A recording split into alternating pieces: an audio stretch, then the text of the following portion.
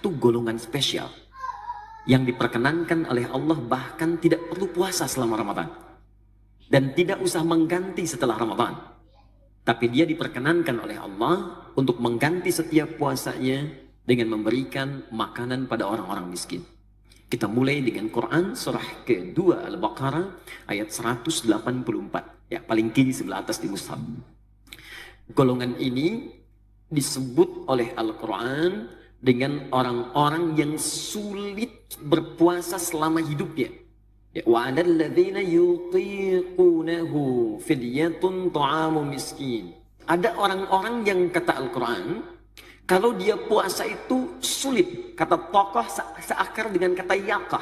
Ya kayak kerah yang terlampau sempit. Jadi kalau mau dipakai itu seakan orang yang pakai terasa tercekik. Ya seperti orang yang mohon maaf, misal divonis secara medis tidak mungkin berpuasa, misal karena lumpuh. Ada orang yang karena koma, gak bangun-bangun. Ya ada di Timur Tengah sekarang seorang perempuan sudah 25 tahun koma. Baru setelah itu bangun. Maka orang semacam ini, kata Al-Quran, boleh dia selama masa Ramadannya tidak perlu berpuasa dan tidak usah diganti setelah selesai Ramadan. Cukup setiap hari dia tidak berpuasa, maka keluarkanlah ganti penebus dengan memberi makan seorang miskin. Satu orang miskin.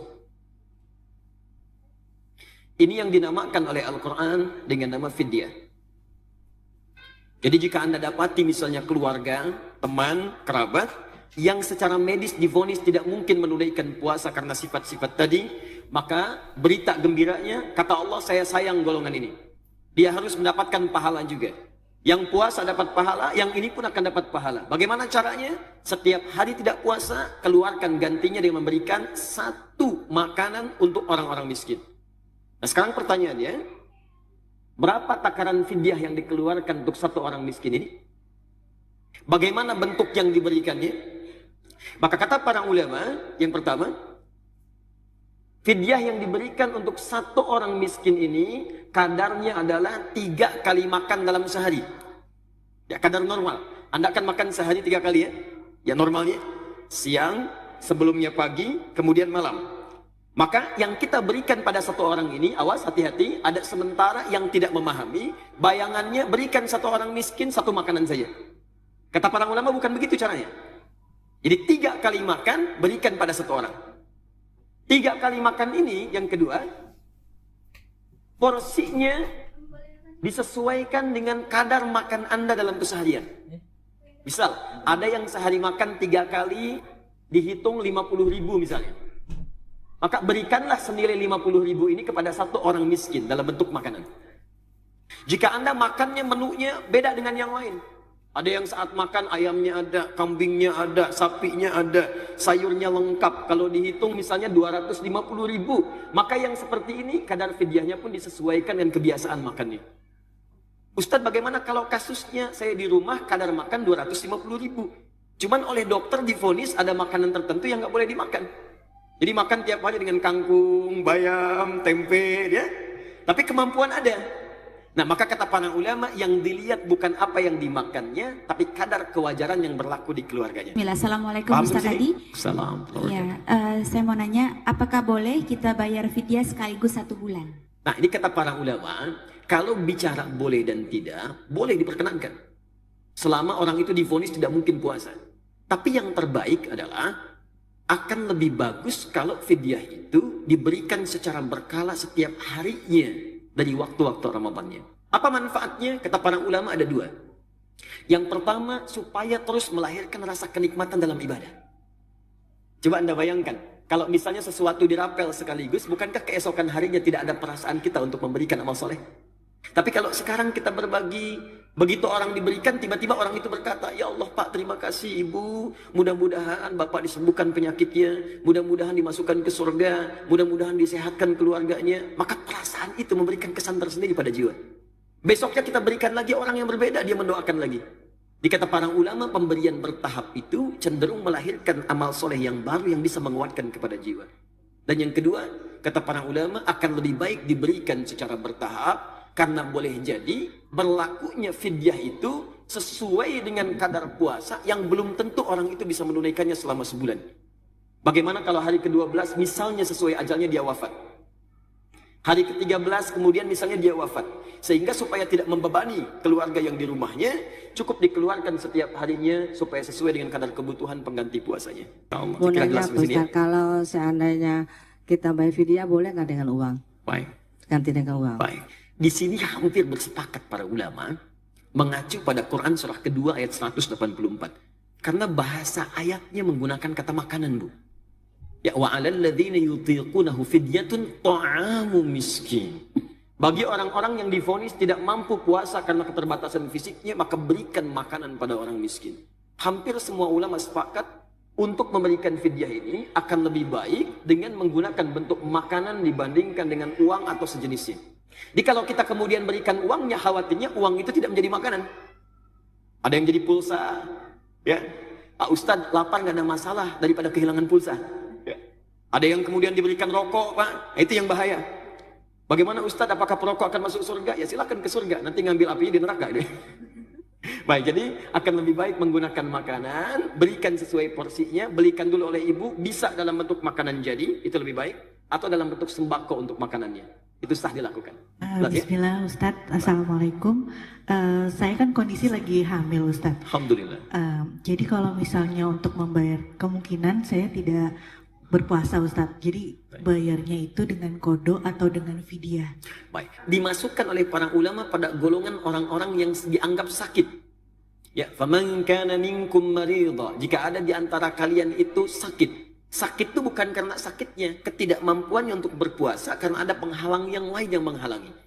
Maka kondisi ibu hamil ini dibagi dua oleh para ulama. Satu, jika khawatir pada dirinya saja, karena kalau berpuasa bisa mengganggu keadaan dirinya dan lemah saat berpuasa, maka hukumnya sepakat ulama, dia boleh berbuka, bahkan wajib berbuka, nanti kemudian diqadha di kemudian hari setelah selesai Ramadan.